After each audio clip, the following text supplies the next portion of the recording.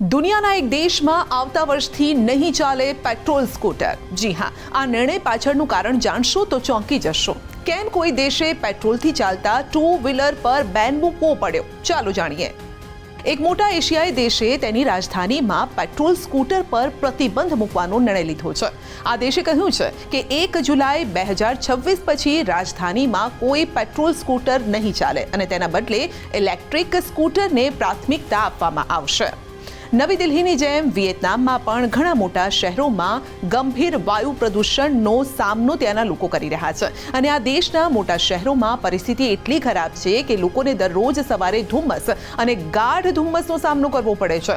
સૌથી વધુ અસર રાજધાની હનોઈ અને સૌથી મોટું શહેર હો ચી મિન સિટી પર પડી રહી છે અને આવી સ્થિતિમાં અહીંની સરકારે હનોઈમાં પેટ્રોલ સ્કૂટર પર પ્રતિબંધ મૂકવાનો નિર્ણય લીધો છે। હનોઈના રસ્તાઓ પર દરરોજ લગભગ 70 લાખ મોટરસાયકલ જોવા મળે છે। સરકાર માને છે કે આ પેટ્રોલથી ચાલતા ટુ વ્હીલર હનોઈને પ્રદૂષિત કરી રહ્યા છે, જેના કારણે તેની ગણના વિશ્વના સૌથી ખરાબ હવા ગુણવત્તાવાળા શહેરોમાં થવા લાગી છે। વિયેતનામના વડા પ્રધાન ફામ મિન્હ ચિન્હે જુલાઈમાં એક નિર્દેશ જારી કર્યો હતો, જે હેઠળ 1 જુલાઈ 2026થી હનોઈના રિંગ રોડ 1ની અંદર તમામ પેટ્રોલ મોટરસાયકલના સંચાલન પર પ્રતિબંધ મૂકવામાં આવશે।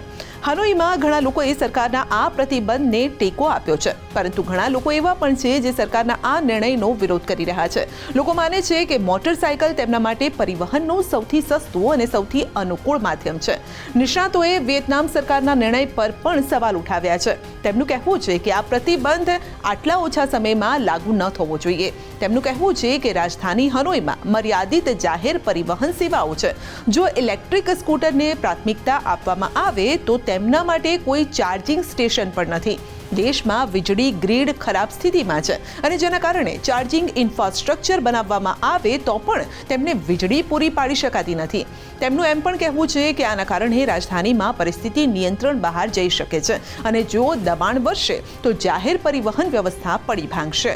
ઘણા લોકોને લાગે છે કે સરકાર પર્યાવરણ સંરક્ષણના આડમાં દેશના સૌથી મોટા ઔદ્યોગિક જૂથને મદદ કરવા માંગે છે। વિયેતનામમાં વાયુ પ્રદૂષણ એક ગંભીર ચિંતાનો વિષય છે। વિશ્વ આરોગ્ય સંગઠન અનુસાર તેના કારણે દર વર્ષે 70,000 લોકો પણ મૃત્યુ પામે છે। દુનિયાના એક દેશમાં આવતા વર્ષથી નહીં ચાલે પેટ્રોલ સ્કૂટર। જી હા, આ નિર્ણય પાછળનું કારણ જાણશો તો ચોંકી જશો। કેમ કોઈ દેશે પેટ્રોલથી ચાલતા ટુ વ્હીલર પર બેન મૂકવો પડ્યો? ચાલો જાણીએ। એક મોટા એશિયાઈ દેશે તેની રાજધાનીમાં પેટ્રોલ સ્કૂટર પર પ્રતિબંધ મૂકવાનો નિર્ણય લીધો છે। આ દેશે કહ્યું છે કે 1 જુલાઈ 2026 પછી રાજધાનીમાં કોઈ પેટ્રોલ સ્કૂટર નહીં ચાલે અને તેના બદલે ઇલેક્ટ્રિક સ્કૂટરને પ્રાથમિકતા આપવામાં આવશે। નવી દિલ્હીની જેમ વિયેતનામમાં પણ ઘણા મોટા શહેરોમાં ગંભીર વાયુ પ્રદૂષણનો સામનો ત્યાંના લોકો કરી રહ્યા છે અને આ દેશના મોટા શહેરોમાં પરિસ્થિતિ એટલી ખરાબ છે કે લોકોને દરરોજ સવારે ધુમ્મસ અને ગાઢ ધુમ્મસનો સામનો કરવો પડે છે। સૌથી વધુ અસર રાજધાની હનોઈ અને સૌથી મોટું શહેર હો ચી મિન સિટી પર પડી રહી છે અને આવી સ્થિતિમાં અહીંની સરકારે હનોઈમાં પેટ્રોલ સ્કૂટર પર પ્રતિબંધ મૂકવાનો નિર્ણય લીધો છે। હનોઈના રસ્તાઓ પર દરરોજ લગભગ 70 લાખ મોટરસાયકલ જોવા મળે છે। સરકાર માને છે કે આ પેટ્રોલથી ચાલતા ટુ વ્હીલર હનોઈને પ્રદૂષિત કરી રહ્યા છે, જેના કારણે તેની ગણના વિશ્વના સૌથી ખરાબ હવા ગુણવત્તાવાળા શહેરોમાં થવા લાગી છે। વિયેતનામના વડા પ્રધાન ફામ મિન્હ ચિન્હે જુલાઈમાં એક નિર્દેશ જારી કર્યો હતો, જે હેઠળ 1 જુલાઈ 2026થી હનોઈના રિંગ રોડ 1ની અંદર તમામ પેટ્રોલ મોટરસાયકલના સંચાલન પર પ્રતિબંધ મૂકવામાં આવશે। હનોઈમાં ઘણા લોકોએ સરકારના આ પ્રતિબંધને ટેકો આપ્યો છે, પરંતુ ઘણા લોકો એવા પણ છે જે સરકારના આ નિર્ણયનો વિરોધ કરી રહ્યા છે। લોકો માને છે કે મોટરસાયકલ તેમના માટે પરિવહનનું સૌથી સસ્તું અને સૌથી અનુકૂળ માધ્યમ છે।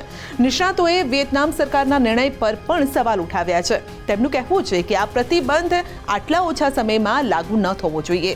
તેમનું કહેવું છે કે રાજધાની હનોઈમાં મર્યાદિત જાહેર પરિવહન સેવાઓ છે।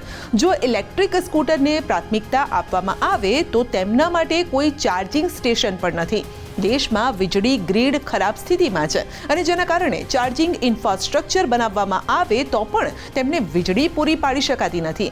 તેમનું એમ પણ કહેવું છે કે આના કારણે રાજધાનીમાં પરિસ્થિતિ નિયંત્રણ બહાર જઈ શકે છે અને જો દબાણ વધશે તો જાહેર પરિવહન વ્યવસ્થા પડી ભાંગશે.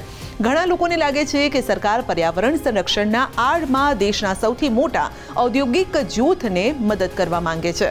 વિયેતનામમાં વાયુ પ્રદૂષણ એક ગંભીર ચિંતાનો વિષય છે. વિશ્વ આરોગ્ય સંગઠન અનુસાર તેના કારણે દર વર્ષે 70,000 લોકો પણ મૃત્યુ પામે છે.